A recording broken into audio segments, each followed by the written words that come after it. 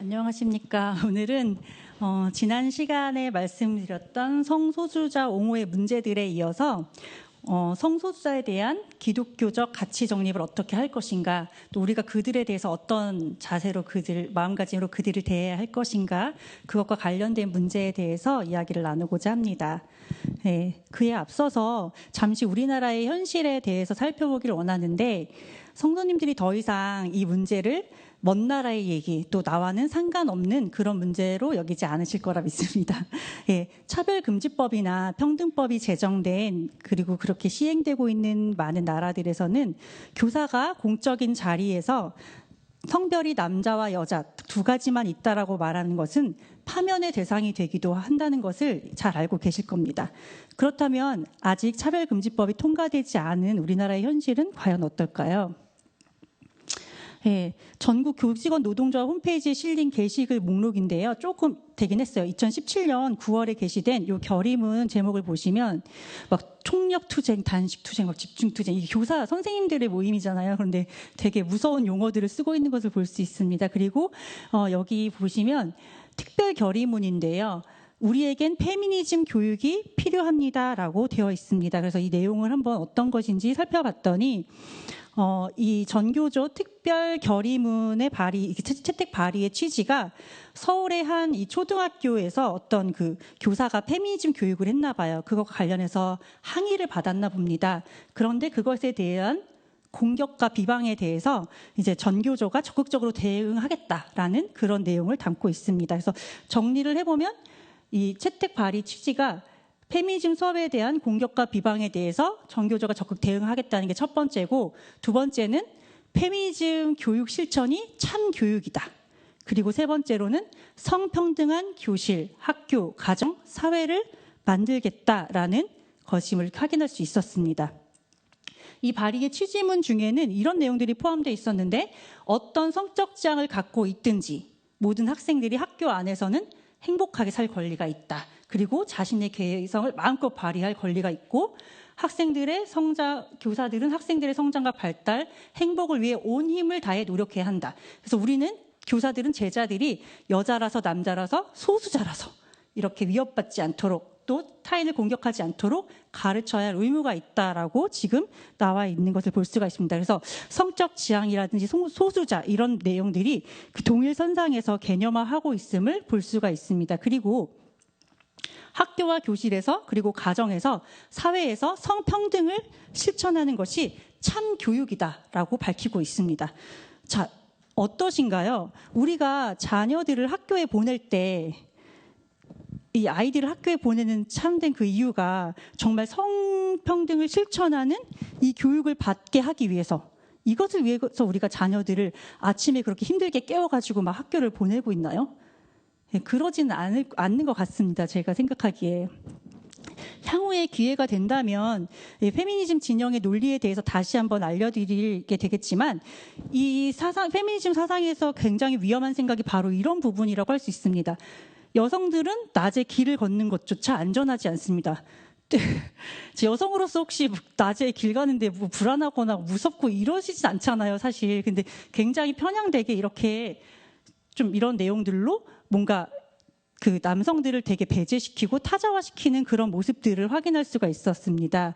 그래서 여기 보시면 이 페미니즘 사상 중에서 굉장히 좀 위험한 생각이 뭐냐면, 여성은 피해자, 그러면 남성은 가해자. 그래서 남성은 좀 적대시해야 되고 좀 이렇게 타도해야 될 대상? 약간 이런 식으로 자꾸 편가르기를 하게 된다라는 거죠. 그런데 우리나라의 남녀의 성비를 보면 여기 계신 분들도 남자 반 여자 반, 그죠? 그래서 딱 반반이란 말이에요. 그런데 나의 환경을 둘러싸고 있는 절반에 대해서 적대감을 가지고 그들을 타도해야 될 그런 대상으로 본다면, 이거는 사실은 나의 정체성에 대한 그런 혼란을 가져올 수 있는 그런 문제이기도 합니다.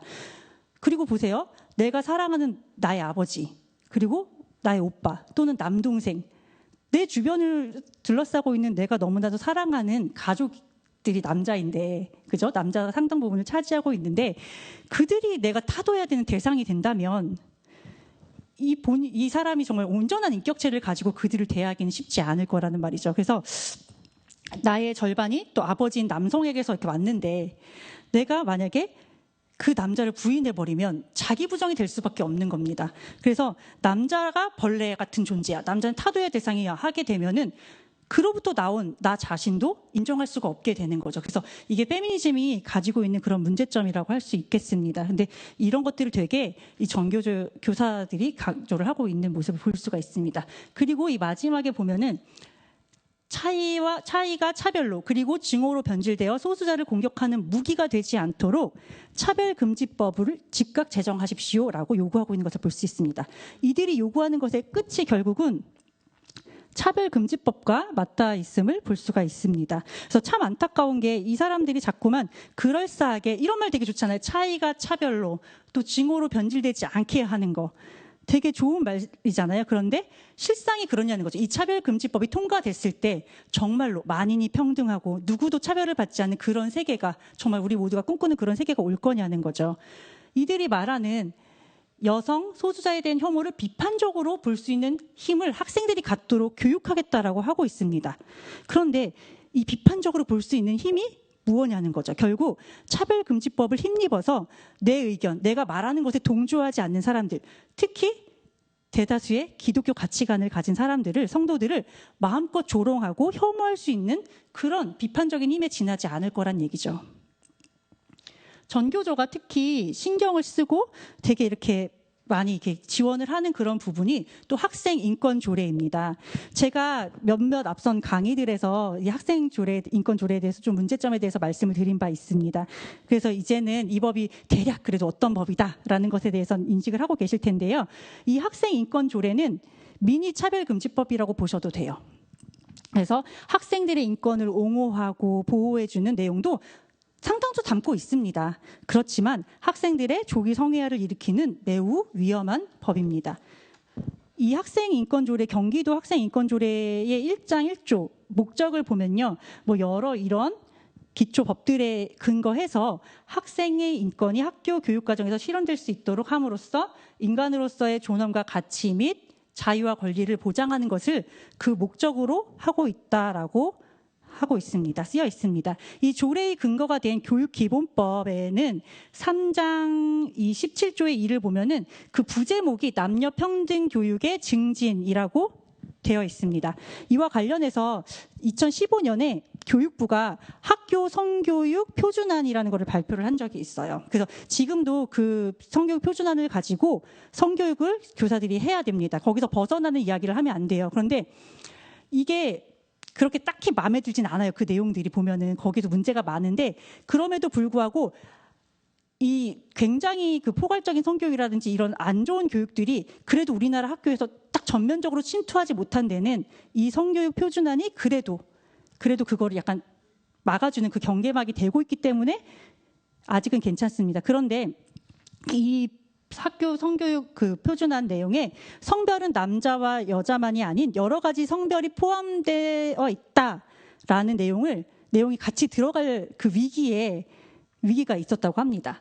그게 뭐냐면 우리나라의 대표적인 두 여성 단체가 있는데 뭐 학교 성폭력 상담소랑 또 한국 여성의 전화라는 곳이래요. 그 두 곳에서 그 2015년 당시에 학교 성교육 표준안에 대해서 교육부에 민원을 제기했다고 합니다. 그래서 놀랍도록 성차별적이고 성적 다양성과 다양한 가족관계를 배제하고 성폭력 통념을 강화하는 이런 학교 성교육 표준안이다. 그래서 뭐 자기네들이 이제 속해 있는 그런 뭐 카페나 이런 데다가 계속 교육부에 민원을 제기하고, 그래서 교육부 막 전화번호 적어놓고 홈페이지 적어놓고, 그래서 계속해서 전화를 해서 이거 반대한다, 당장 폐지해라, 이런 운동을 이 사람들이 했더라고요. 그래서 그 내용이 이 사람들이 거기에 대해서 의견서를 뭐라고 내고 있는지 봤더니, 이게 보면은 성을 여성과 남성으로 이원화하고 성적 관계를 이성애적 관계로만 한정했다. 그러면서 다른 생물학적 성별 정체성, 성적 지향 등을 모두 배제해서 아동이나 청소년이 자신의 성적 자아를 탐색하는 것을 가로막을 뿐만 아니라 그렇기 때문에 그 자체로 인권 침해다라고 이렇게 주장을 하고 있습니다.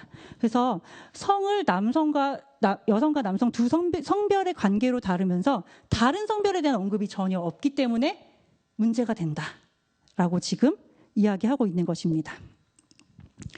즉 남녀 이 두 가지로만 성별을 표현함으로써 다른 성별을 포괄적으로 교육하지 않고 두 가지 성별로만 이원화시켰다는 거죠. 그들이 문제시한 이 다른 성별들에 대한 언급이 없다. 그래서 이거는 문제야 라고 이렇게 말했던 그런 부분들이 여기 또 밑에 기록되어 있었는데요.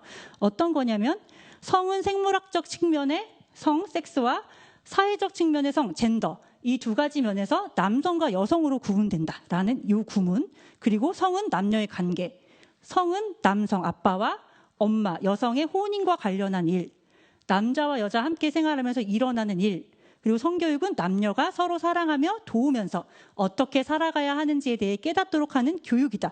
이 구절들이 이 여성단체에서 볼 때 문제가 되는 구절인 거예요. 왜? 다 남자와 여자로 이분법화했기 때문에, 이원화했기 때문에 이게 문제다라는 거죠. 자, 어떠신가요?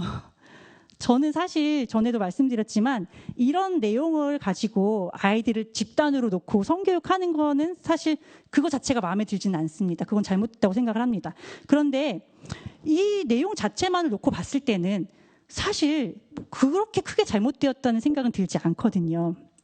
결국 이들의 의견서라는 것은 아이들에게 성별이 남녀뿐 아니라 여러 가지다라고 이렇게 가르치게 해달라 이런 주장에 지나지 않는다라는 거죠. 그러면 왜 이 사람들은 그냥 이렇게 자연스럽고 그냥 내가 자연스럽게 알잖아요. 난 여자고 쟤는 남자고 이렇게 알게 되는 그런 것들에 대해서 왜 그거에 대해서 그 당연한 것들에 대해서 끊임없이 문제 제기를 하고 그게 잘못된 거야 라고 주장을 하고 있는 걸까요?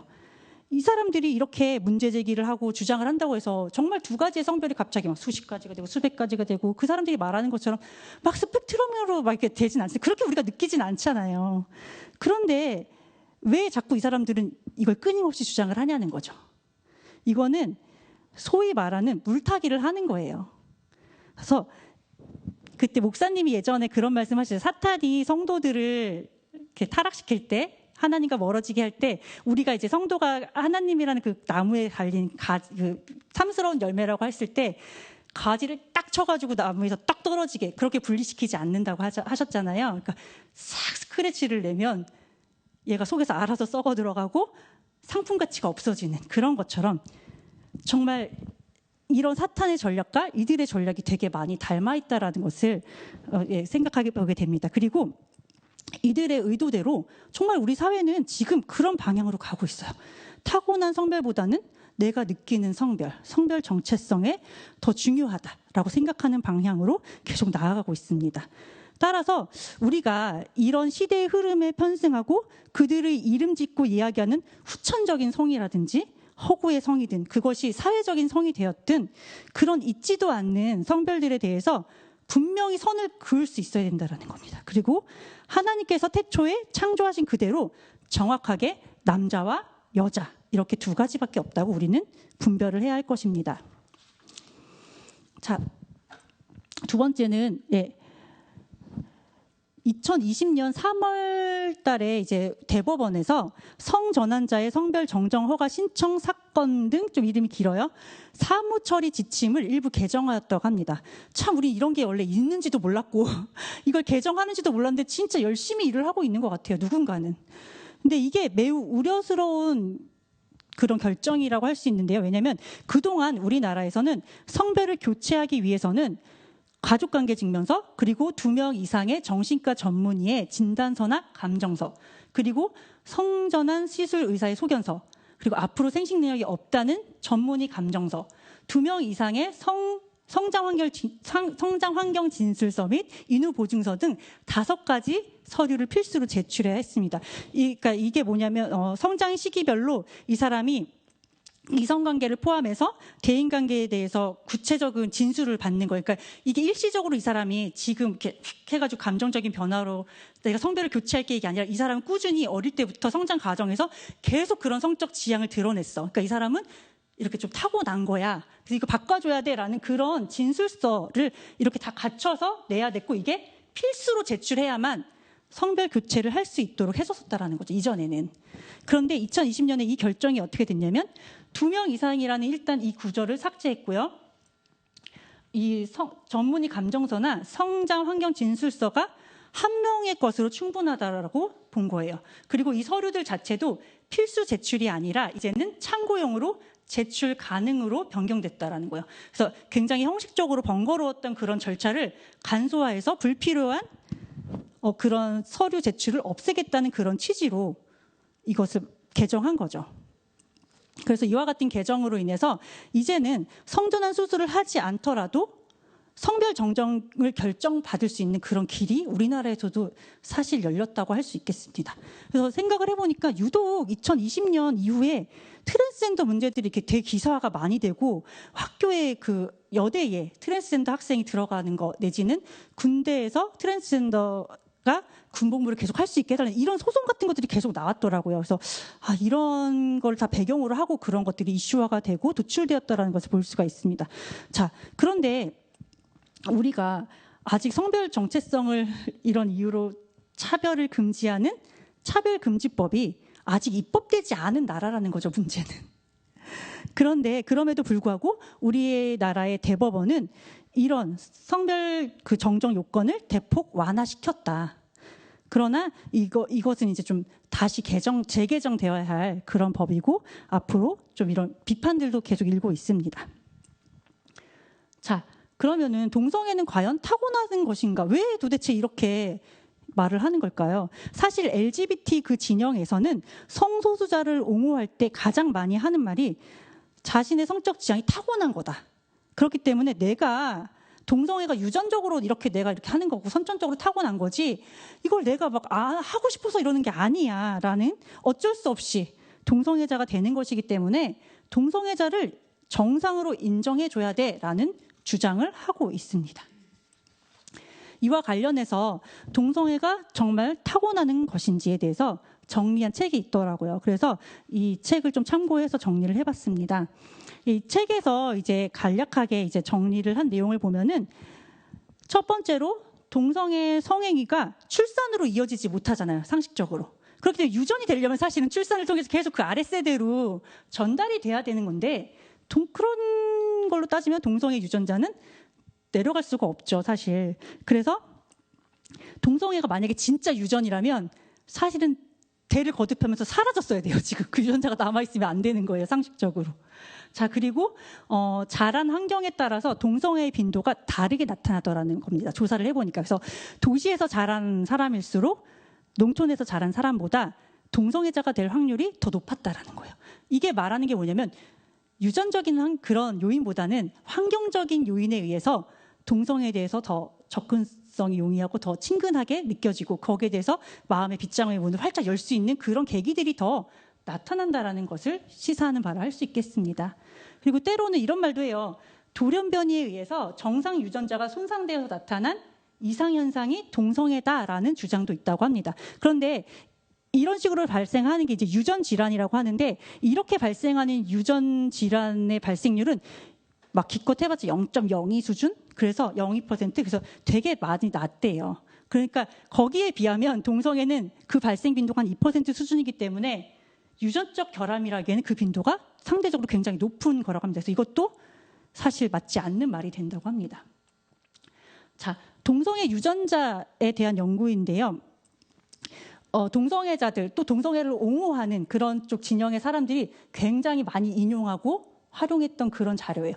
1993년에 발표된 논문인데요. 이 해머라는 이 사람이 동성애자였대요. 그래서 동성애자인데 이 사람이 연구를 한 거예요. 그래서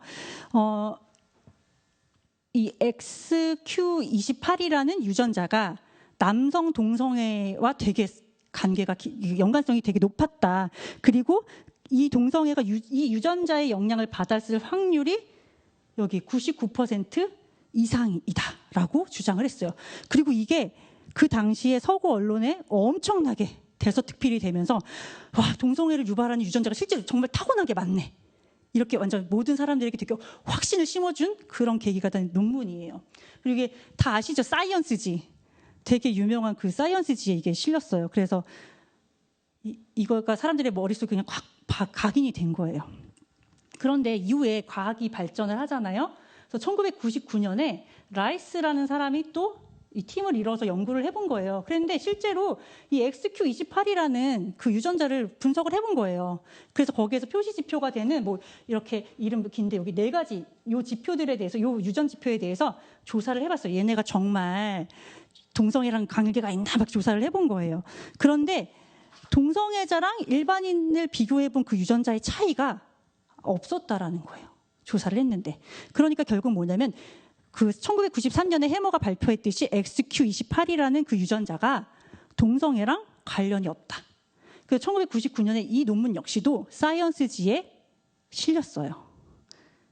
그리고 2005년에는 또 이렇게 발표가 됐는데 이때 여기도 해머 또 있잖아요. 이게 93년도에 그 연구를 했던 사람이거든요. 그 사람이 함께 들어간 그 연구팀에서 동성애 유전자의 존재에 연구를 또 한 거예요. 또 XQ28 샘플을 가지고 조사를 막 했어요. 그랬는데 not find linkage, 연관성 없대요. 그래서 이거의 조사를 해봤더니 이 M-러드라고 하는 게 3 이상의 길이가 나와야 이게 연관성이 있다고 얘기를 하는데 아무리 확대를 해도 1.99밖에 안 됐다라는 거예요.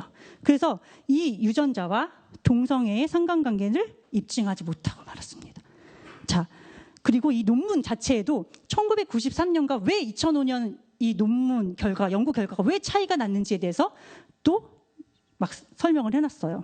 그래서 그거에 대해서 자세히 분석까지 해놓았답니다. 그래서 이 결국은 뭐냐면 1993년에 이 논문을 쓴 해머 스스로 자신의 논문이 허구였다라는 것을 인정한 그런 결과라는 거죠. 그러나 이렇게 동성애가 선천적이라고 주장했던 그 논문이 나온 지 대략 10년 후가 지난 후에 이렇게 번복이 됐단 말이에요. 이런 결과들이. 그런데 그 사이에 그 서구의 상황이 되게 많이 바뀌었죠. 이미 차별금지법이 통과되고 이미 마음으로 막 다 받아들였어요. 그 기조를. 그렇기 때문에 더 이상 이거를 빽할 수가 없는 거예요. 그럴 이유도 없고. 그리고 이렇게 새롭게 발견되는 것들이 더 이상 사람들의 관심이 없어요. 그래서 이거를 뒤집을 수가 없다라는 거예요. 지금 뒤집기가 되게 힘들다라는 거예요. 그래서 세상은 이렇게 동성애가 타고난 거다라는 그 거짓말에, 거짓 선동에 쉽게 넘어가 버렸고, 더 큰 문제는 뭐였냐면은 그걸 기독교인들이 사랑과 간용이라는 이름으로 더 너무 쉽게 포용해버리고 같이 그 빗장을 열어줬다라는 겁니다. 자, 사람들의 이런 잘못된 인식을 바로잡는 거는 훨씬 더 시간이 많이 걸릴 것 같아요. 그리고 우리가 왜 목사님 말씀해 주셨듯이 그 바로잡는 데는 훨씬 더 시간이 오래 걸린다고 해서 어린 예수님을 부모가 하루 만에 잃어버렸지만 그 어린 예수를 찾을 때는 3일이 걸린다고 하니까 10년 만에 이게 뒤집어졌는데 얼마나 또 시간이 걸려 다시 우리가 진실을 회복하고 사람들에게 알릴 수 있을지는 참 되게 많은 노력이 필요할 것 같습니다. 자, 그런데 여러분 한번 보세요. 누군가 계속 콧구멍으로 커피, 뭐 음료수, 국물 이런 거를 마시는 행동을 한다고 생각을 해보세요. 되게 비정상적인 음식 섭취 방법이죠. 그리고 집에서 잠을 자는 게 아니라 도로에서 이 사람이 매일 잠을 잔다고 생각을 해보세요. 자, 뭐 우리가 뭐 콧구멍으로 음식을 뭐 이렇게 마신거나 이런 게 생각을 해보면 뭐 이거에 대해서 어떤 뭐 질병명 뭐 부비동령이 발생을 하고 뭐가 발생하고 이런 막 정식 명칭을 들지 않더라도 되게 아프겠죠. 힘들고. 그리고 길거리에서 자면 어떨까요? 사고의 위험도 높고, 그죠? 객살 위험이 진짜 높잖아요. 위생상도 되게 안 좋고.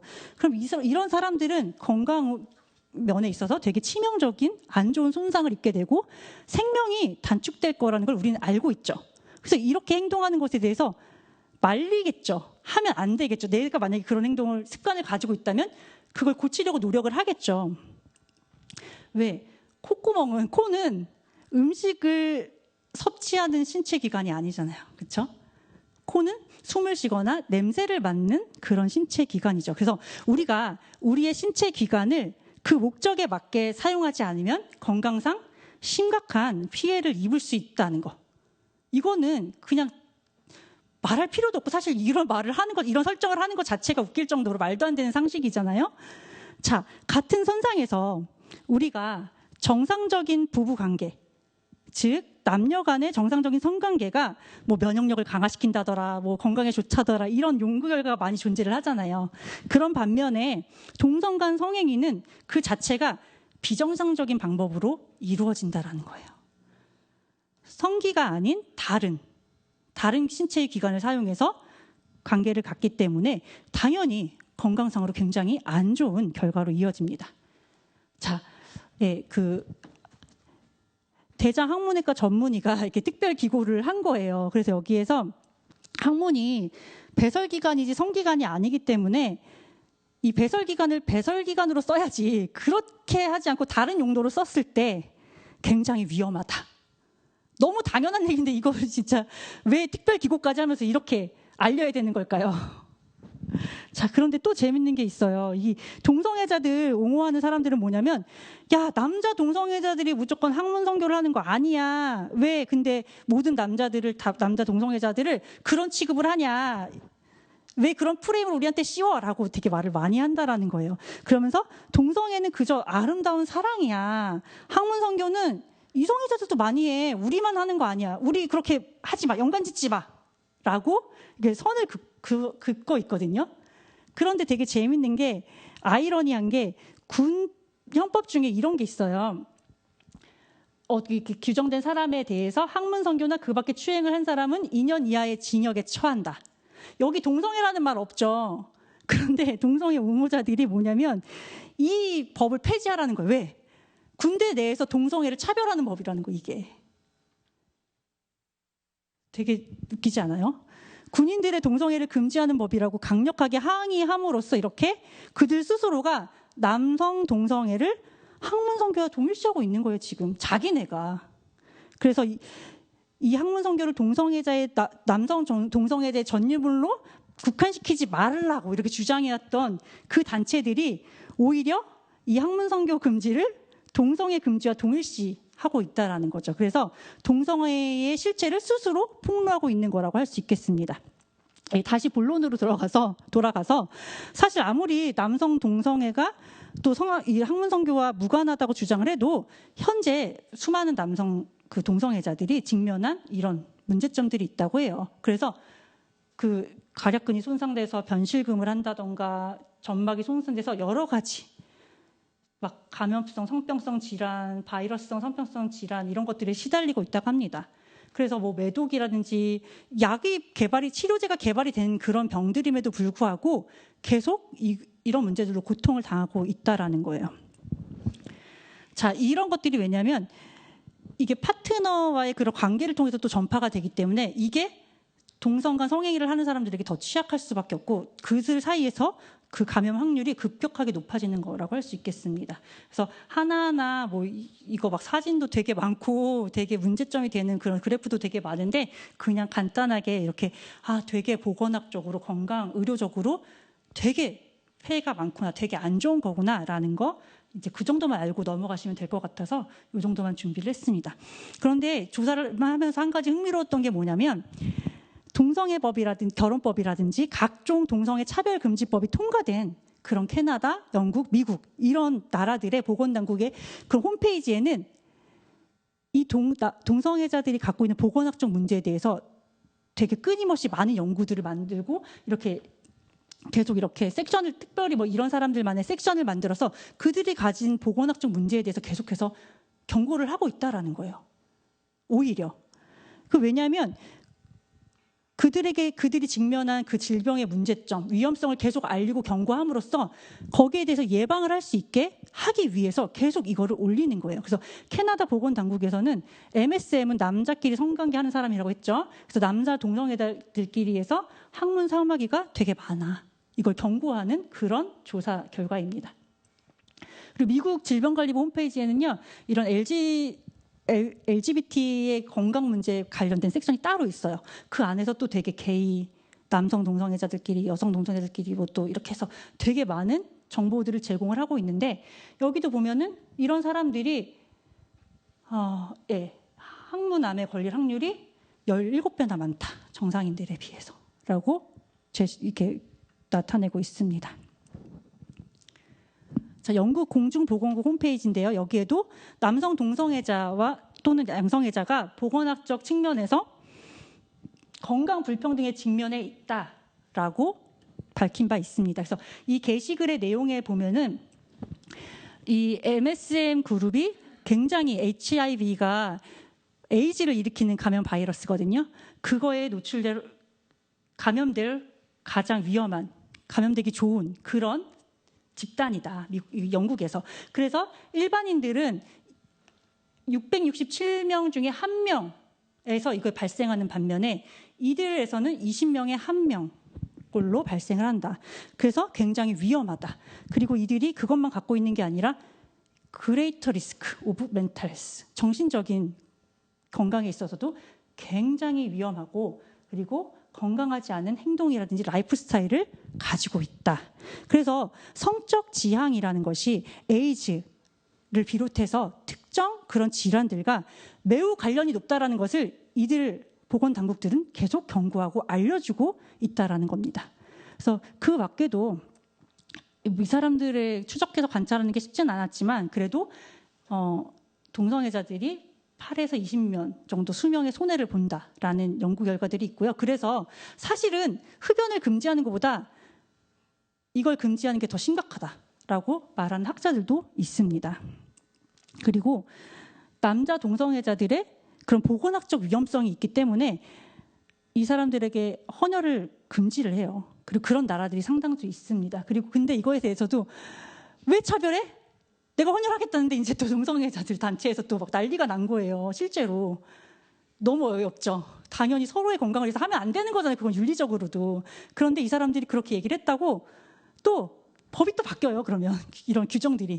그래서 캐나다 같은 경우에는 1년 이내에 남성 간 성행위를 한 사람은 헌혈하지 말아주세요. 라고 규정이 바뀌는 거예요. 근데 그것도 되게 위험하죠, 사실. 그렇게 하고 있습니다. 그리고 캐나다 같은 경우에는 그 장기 이식 수술에서 되게 잘하는 나라래요, 캐나다가. 그런데 거기에서 남자 동성애자들의 장기 기증을 제한을 하고 있다고 합니다. 그러니까 여기서 또 난리가 났겠죠. 왜 우리가 기증을 하겠다는데 왜 못하냐, 이거 차별이다, 또 난리가 났는데 이때 그 보건부 장관이 이거는 해당 분야의 전문가와 과학자의 의견을 되게 폭넓게 수용한 거다. 그리고 그 당시에 캐나다에서 되게 저명하고 되게 인정받는 사람이 정치가였는데 그 사람이 그 동성애자라고 자기를 밝힌 그 최초의 그 정치인이었대요. 근데 그 사람도 이 전문가 집단에 들어와 있었대요. 그래서 그걸 밝히면서 그럼에도 불구하고 이거는 위험하기 때문에 안 된다라고 반박했다고 합니다. 자, 이렇게 노력의 결과일까요? 전 세계적으로 이 신규 에이즈 환자의 감염 발생률을 보면은 1995년을 기점으로 꾸준히 이렇게 수치가 낮아지는 것을 볼 수가 있습니다. 반면에 이건 우리나라 감염 수치인데요. 우리나라는 85년에 처음 이 환자가 발생한 이후에 이 파란색이 이제 매년 이제 신규로 발생하는 이쪽 숫자를 보시면 되고요. 누적입니다. 그래서 이쪽 숫자를 보시면 되는데요. 완전히 뭐 이렇게 세계적인 우리가 그렇게 좋아하는 글로벌 스탠다드 완전 반대로 가고 있죠, 지금. 그래서 이거 왜 그러나, 왜 지금 갑자기 우리나라에서 오히려 에이즈 환자가 급증하는 거야? 라고 이제 살펴본 거예요, 전문가가. 그랬더니 상당수가 동성애자, 양성애자, 그러니까 동성간 성행위를 하는 사람들에 의해서 이게 증가하고 있다. 감염 경로가 이렇더라는 거예요. 그리고 연령대별로 봤을 때도 어린 나이일수록 동성간 이런 성접촉에 의해서 이 에이즈에 걸리는 그런 감염 경로가 더 많았다라는 겁니다. 이걸 더 젊은 친구들 18세에서 29세 사이로 쪼개서 봤더니 10대들 되게 심각하죠, 진짜. 얘네들의 그 에이즈 환자가 되게 급증을 하고 있어요, 특히. 그런데 이거는 거의 뭐 90% 이상 동성간 성행위 때문에 에이즈에 감염되고 있는 건데, 근데 이게 아시죠? 우리나라 에이즈에 걸리면 치료 공짜로 해주고 약 공짜로 줍니다. 다 건강보험으로 다 돼요. 그러니까 젊은 애들이 뭐냐면 걸려도 약 있잖아요. 너무 어리석은 거예요. 이게 그 약이 치료제지 완치제가 아니거든요. 그래서 계속 먹어야 되고 그게 또 부작용이 있어요. 그러면 그 부작용을 낫게 하기 위해서 또 약을 먹어야 되고 또 다른 약을 먹어야 되고 이런 건데, 이런 사실을 우리나라 질병관리본부나 보건당국이 알려주지 않아요.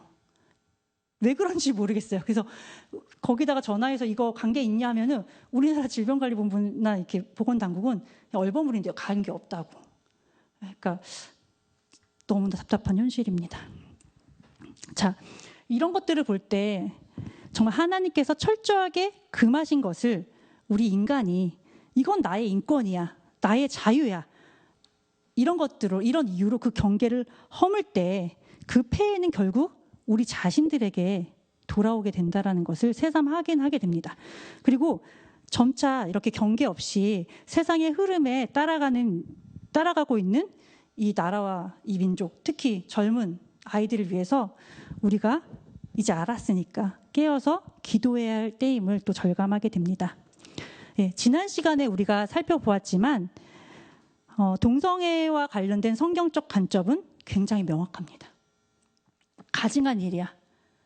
반드시 죽일 거야. 막 이렇게 율법에서는 너무 세게 말씀을 하시잖아요. 네. 그럼 이 부분에 관해서 우리가 조금 더 생각을 해봐야 되는 게 뭐냐면 동성애를 죄라고 이야기하는 거는 결국 동성애자를 죄인으로 여기고 그들을 미워하거나 혐오해도 되는 건가요? 너무 답정너죠? 당연히 아니겠죠. 예. 그래서 이것과 관련해서는 우리가 예수님께서 죄인들을 어떻게 그 죄에서 구제하시고 또 그들에게 용서를 베푸셨는지 살펴보는 것이 매우 중요할 것 같습니다. 자, 예수님께서는 아내를 버리는 것이 옳으냐는 바리새인들의 질문에 대해서 둘이 아니라 한 몸이야. 그래서 하나님이 정한 그 법을 사람의 법으로 폐할 수 없어. 그렇기 때문에 원래 이혼을 하면 안 돼라고 말씀을 하셨잖아요. 그러면 뭐냐면 육적인 그런 한계를, 율법의 요구를 육적인 한계에 두지 않으시고 그것을 마음의 정결함으로 한 단계 더 업그레이드 시키신 거예요, 예수님은. 그래서 되게 더 업그레이드 시키셨는데 그런 예수님께서 간음 현장에서 잡혀온 이 여인을 향해서 비난하지 않으셨잖아요. 그리고 용서해 주셨죠. 자, 그런데 용서해 주시되 다시는 죄를 범하지 말라라고 이렇게 명하시는 것을 볼 수가 있습니다. 이와 같이 예수님은 죽을 수밖에 없는 죄인이란 말이에요, 우리가. 그런데 우리를 영원한 생명의 길로 인도하셨어요. 우리가 동성애는 명확하게 죄로 규정을 해야 됩니다. 그렇지만 동성애를 행한 그 사람에 대해서는 우리가 사랑하는 마음을 품을 수 있어야 한다는 거예요. 자, 그렇다면 여기서 한 번 더 정확하게 짚고 넘어가야 될 부분이 있어요. 그러면 이 사랑이 과연 뭘까요? 사랑한다는 게 죄를 수용해 주는 건 아니라는 거죠. 무조건적인 용서, 무조건적인 사랑. 세상이 말하는 야, 니네 기독교 하나님은 사랑이라면서 왜 너네 그렇게 사랑이 없어? 라고 말하잖아요. 그거는 그 사랑을 오해한 거예요. 잘못 알고 있는 거예요. 우리의 사랑은 조건이 있는 사랑입니다. 예수님이 핏값을 주시고 산 사랑인데 어떻게 아무데나 그렇게 막 그렇게 할 수가 있어요, 우리가. 그게 아니라 하나님에 대한 순종을 우리가 전제로 한 사랑을 할 수 있어야 돼요. 그건 뭐냐면 수많은 영혼들이 지금 어둠 속에 묻혀 있단 말이에요. 그런데 그렇게 방황할 때 우리가 하나님의 명령이 뭐예요? 등불을 밝혀, 그리고 발밑에 두지 말고 등경 위에 둬. 그쵸? 그러면 모든 사람에게 비추어주는 거예요. 그 기준을 제시해 주는 거예요. 이게 진리야. 이 길로 따라가야 돼. 라고 우리가 사람들에게 그 영적인 무질서 속에 어둠 속에 그냥 그렇게 갇혀 있는 게 아니라 그래서 여기 가서 이 사람이 얘기하면 야, 그 말이 맞아. 또 여기 가서 또 저 사람이 이런 얘기하면 그것도 맞아. 와, 이게 아니라 근데 좀 말하기 어렵고 내가 이 말을 하면 저 사람한테 미움받으면 어떡하지? 또 때로는 핍박을 받을 수도 있습니다. 그럼에도 불구하고 내가 조금 불편하고 힘들더라도 하나님께서 원하시는 것이 바로 그것이기 때문에 어두운 데서 불 확 켜면 어때요? 눈부셔 짜증내죠. 왜 불 켜? 이렇게. 근데 우리가 조금 불편하더라도 상대가 조금 불편하더라도 그것을 해야 된다라는 거죠. 그래서 혹여라도 나에게 조금 어떤 피해가 오더라도 지금 각자 서 계신 그 삶의 영역에서 목소리를 내실 수 있길 바랍니다. 그렇게 담대하게 바른 선언을 하실 때 누구보다도 하나님께서 우리를 인정해 주시고 또 우리 곁에서 우리를 지켜보는 그 아이들이 정말 바른 가치관을 가지고 이 세상에서 흔들리지 않는 믿음을 가지고 성장할 수 있게 될 것입니다.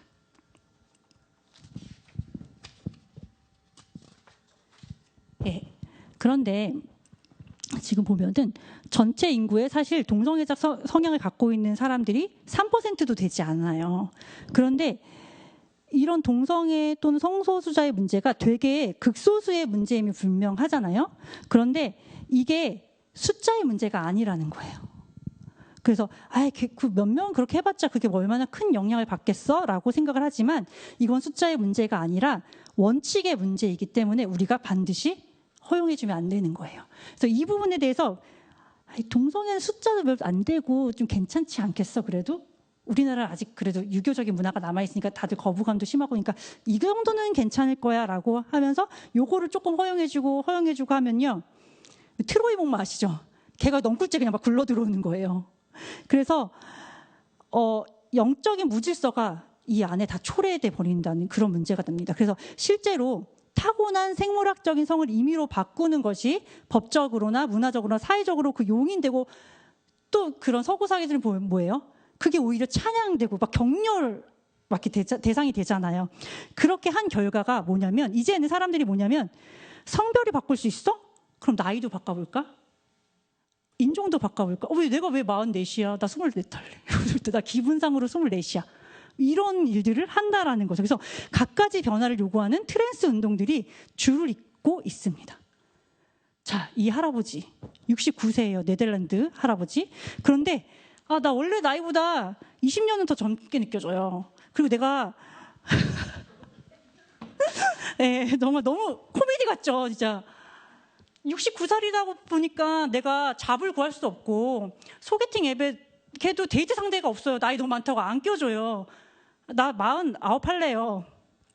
이거를 법원에 요청을 한 거예요.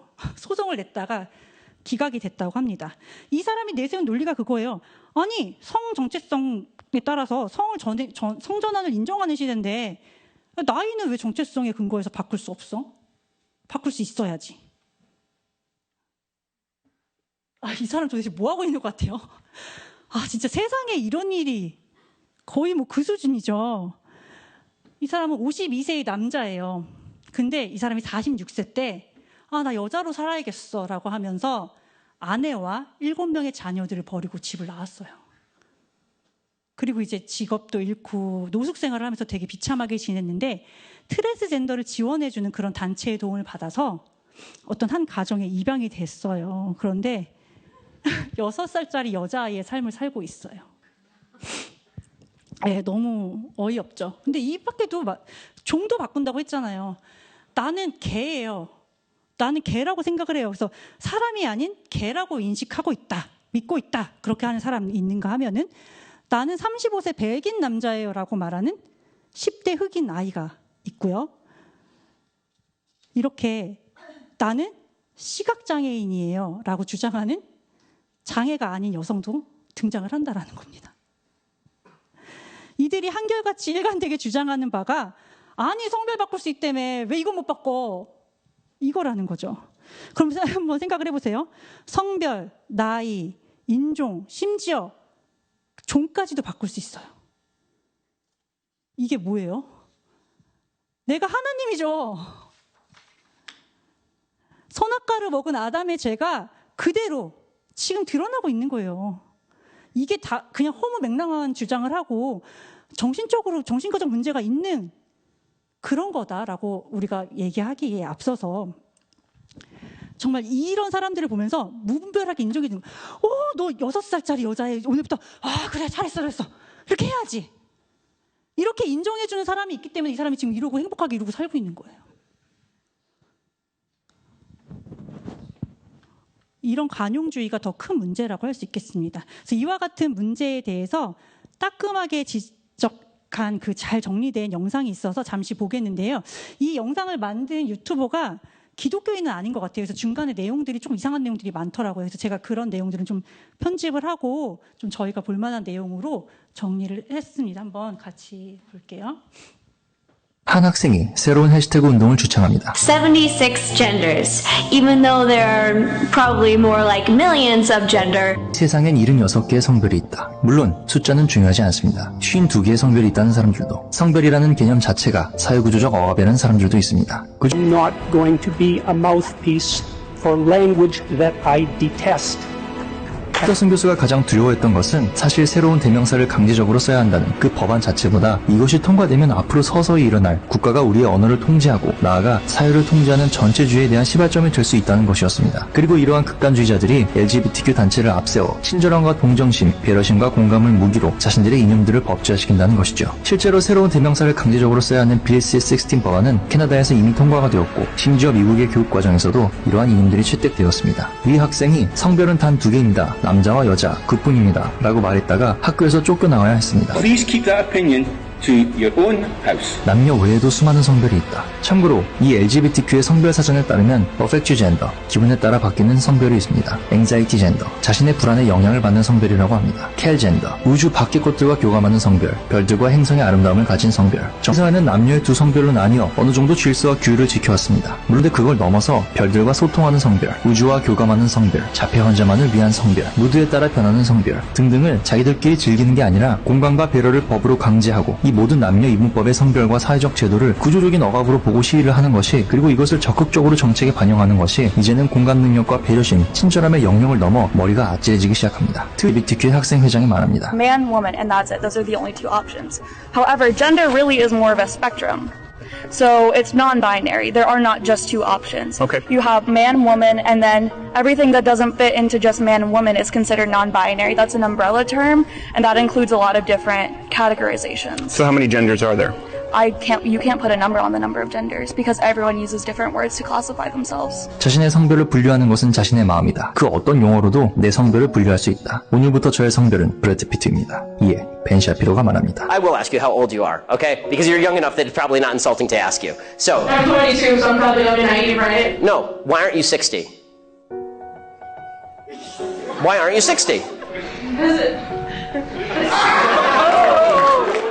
And why can't you identify as 60? What is the problem with you identifying as 60? It's not the same as gender. You can't just... You're right. Age is significantly less important than gender.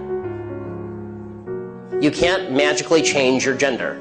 You can't magically change your sex. You can't magically change your age. 성별을 바꿀 수 있으면 나이는 왜 못 바꿀까? 나이를 바꿀 수 있으면 인종은 왜 못 바꿀까? 인종을 바꿀 수 있으면 종은 왜 못 바꿀까? 종을 바꿀 수 있으면 우리는 신입니다. 네. 되게 정리를 잘 해놨더라고요. 근데, 예, 그래도 이러한 사회 문화적 흐름 속에서 성별 교체를 원하는 청소년들의 수가 영국에서 10년 사이에 굉장히 많이 급증을 했다고 합니다. 그런데 그 반면에 또 다행스러운 소식도 들려오고 있는데요. 이러한 성전환의 쓰나미 속에서도 반작용이 일어나고 있다는 겁니다. 그래서 최근 영국에서는 성전환을 했던 한 학생이 자신을 좀 후회하면서 다시 원래의 성별로 돌아가고자 하는 그런 트랜스젠더들이 등장하기 시작했다고 합니다. 그래서 이 왼쪽에 있는 여성은 원래 여성으로 태어났는데 10년간 그 18살에 이제 성전환을 한 거예요. 그래서 남자로 10년을 살다가 2019년에 다시 여성으로 돌아간 찰리 에반스라는 사람인데요. 이 사람이 청소년기에 자신의 성전환 선택이 굉장히 잘못된 것이다라는 것을 인정하고 또 방송에서 자신의 경험을 공개함으로써 다른 사람들이 자신과 똑같은 그런 실수를 반복하지 않길 진심으로 바라며 당부했다고 합니다. 이 사람의 이 용기 있는 행동 이후에 그 방송을 본 전국의 수백만의 젊은 청년들, 어린 아이들이 이 문제에 대해서 나도 다시 원래의 성으로 돌아가고 싶다, 도움을 요청하는 그런 손길들이 굉장히 많았다고 합니다. 그래서 이거는 이 청소년기에 사실 정체성이 확립되지 않은 그런 시기잖아요. 그런 아이들이 성급하게 성전환을 선택했다가 후회하는 그런 사례들이 굉장히 많다라는 것을 시사하고 있는 것이고, 이 사람은 지금 자신과 같은 사례가 굉장히 많다는 것을 확인하고 성전환 탈출 지지 네트워크라는 그런 단체를 설립해서 다시 원래의 성으로 돌아오기를 원하는 그런 사람들을 돕는 일을 하고 있다고 합니다. 이 오른쪽에 있는 이 사람은 원래 여성으로 태어난 사람이에요. 이런 사람도. 근데 20년 전에 이 사람이 이제 44세 때 남자로 성전환 수술을 받고 17년이라는 긴 시간 동안을 테스토스테론을 복용을 하면서 남자로 지내온 거예요. 남자라는 성별을 가지고. 그리고 62세가 되었을 때 다시 타고난 성별로 돌아왔다고 합니다. 이 외에도 실제로 다시 자기가 이제 성전환을 했던 것을 후회하고 이건 아니다라는 것을 깨닫고 돌아온 사례들이 지금 굉장히 많이 일어나고 있습니다. 우리나라에도 있어요. 그래서 우리가 죄는 미워하되 사람은 미워하지 않고 그들에게 예수 그리스도의 참 사랑을 전하기 위해서 애써야 하는 이유가 바로 여기에 있지 않을까 생각이 듭니다. 자, 마지막으로 사람들이 어떻게 하나님과 멀어졌는지 사도 바울이 기록한 그 로마서 1장 18절에서 32절에 나오는 그 말씀을 통해서 지금 세대를 진단해 보고자 합니다. 처음에는 불의가 나타납니다. 그리고 그 불의로 사람들은 진리를 억압합니다. 하나님은 하나님을 알만한 것들을 사람들에게 보이셨다고 했어요. 그래서 만물을 통해서 사람들에게 하나님을 드러내시기 때문에 사람들이 훗날에 나 몰라서 그랬어요 라고 핑계대지 못하게 하신다고 하셨습니다. 그럼에도 불구하고 그걸 알아도 경배하지 않은 사람들의 생각은 어두워집니다. 그리고 그 생각이 어두워지게 되면 어리석게 되어서 마음의 정욕과 음란으로 전락을 하게 되고 마는 거죠. 자, 이렇게 마음이 어두워진 사람들은 이제는 하나님의 진리를 거짓으로 바꾸고 창조주보다 피조물을 더 경배하기 시작합니다. 그 결과 성적으로 문란해지고요. 하나님을 증오하기 시작하고 지속적으로 죄를 짓게 됩니다. 그렇게 하나님의 명령을 모두 어기고 오히려 악을 행하는 자를 옳다고 하면서 분별력도 잃어버리고 말았습니다. 로마서를 통해서 사도 바울이 기록해 놓은 이 말씀은 지금 21세기를 살아가는 우리가 살아가는 이 세대에도 너무나도 그 흐름이 동일하게 나타나는 것을 볼 수가 있습니다. 예, 우리 모두 다 이미 알고 있죠. 확신하건대 성경에 기록된 대로 그대로 예수님께서 이 땅에 다시 오시기 위해서는 이 땅에 죄가 더 간영해야 될 것입니다. 그래서 이 세상은 지금보다 더욱더 빠른 속도로 더 혼란스럽고 어지럽고 더 죄된 그 방향을 향해서 나아갈 것입니다. 그 안에서 우리가 말씀을 굳게 붙들고 또 하나님께서 죄라고 명백하게 말씀하신 것을 세상과 절대로 타협하지 않는, 그리고 죽으면 죽으리라는 그런 믿음으로 이 마지막 때를 살아가는 여러분과 제가 되기를 간절히 소망합니다. 기도하고 마치겠습니다. 사랑과 은혜가 풍성하신 하나님 아버지, 하나님께서는 저희에게 이 마지막 때에 어떤 일이 일어날지 이미 모든 것을 알려주셨습니다.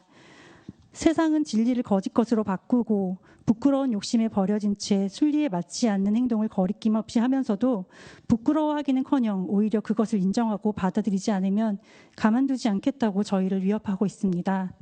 그러나 저희들 썩어질 세상의 것들에 마음을 빼앗기지 않고 오직 주님의 언약을 기억하고 오직 주님의 말씀만 순종하여 마지막 때 끝까지 말씀을 지키는 주님의 순결한 신부로 남게 하여 주시옵소서. 마지막 때 어두운 세상에서 등불을 밝히 비추고 있는 주님께서 기뻐하시는 그 한 영혼이 저희 각 사람이 되기를 간절히 소망하며 예수 그리스도의 이름으로 기도드립니다. 아멘. 감사합니다.